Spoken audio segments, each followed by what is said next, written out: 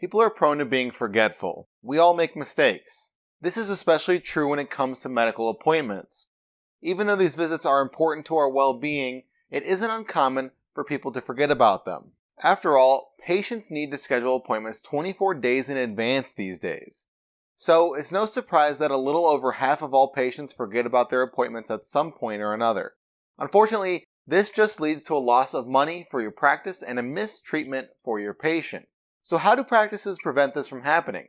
Appointment reminders make sure patients remember the visit they added to their schedule weeks in advance. That way they don't forget to show up, or at least they'll cancel within a timely manner so your practice can fill that spot. Now the question becomes, what's the best way to remind clients that they have an upcoming appointment? Hi everyone, I'm Matt from eTactics, and today I'm going to share how to choose the right communication method for your patient's appointment reminders. But before we get started though, make sure you subscribe to our YouTube channel by clicking the button below. While you're down there, hit that alert bell icon next to it as well, so when we post new helpful content, you get notified.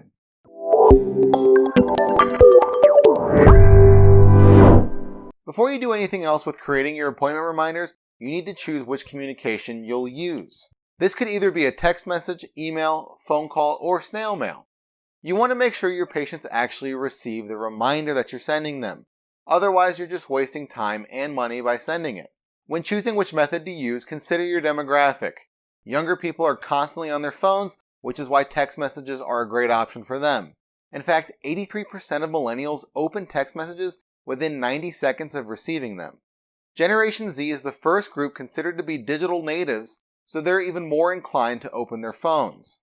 Around 38% of patients say that a text message would have helped them remember their appointments.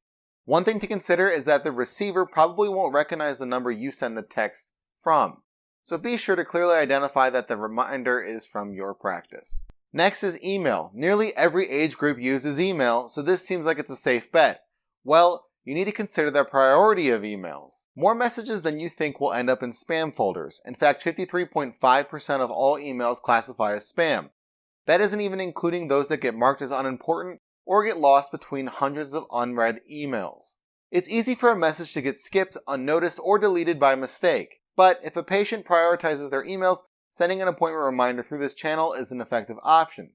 Some of us check our inboxes as much as 20 times per day because our phones make it so accessible. Let's get a little more old school and talk about phone calls. Most people are usually too busy to take a call, and young people don't like answering the phone at all. If they don't recognize the number, they're even less likely to answer the phone. Because of this, the majority of appointment reminder calls rely on patients to check voicemails. And if their inbox is full, you won't even be able to leave a message. Pre-recorded messages often have an option to press a button to confirm, so leaving a voicemail in this case doesn't do any good.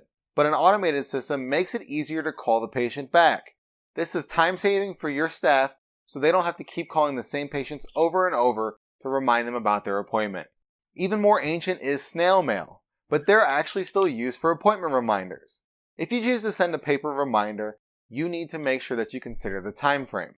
Sending them too far in advance could still result in patients forgetting the closer it gets to their visit. But sending it too close to the visit date could mean that it gets there too late. This relies on the reminder not getting lost in the mail or delivered to the wrong address. After all, how often do we get mail sent to our address that's not intended for us? It's also easy for these to get misplaced or thrown out. 73% of consumers do prefer contact by organizations via direct mail because they get to choose when they want to read it. But that also means that they could lose them or open them too late. After describing each of these, you might feel overwhelmed when choosing a communication method for your appointment reminders because there are flaws with each of them. But that's why you can use a combinations of methods depending on which options are best for your patient demographic. To make things even easier, ask your patients which communication method they prefer. This way, they primarily receive those forms of reminders, but you can send some through another channel in case the preferred message still gets missed. If you'd like to learn more about making appointment reminders, reach out to eTactics. And you already made it this far into the video, so you might as well like it, share it, and comment below. Well, what are you waiting for? Subscribe to our YouTube channel.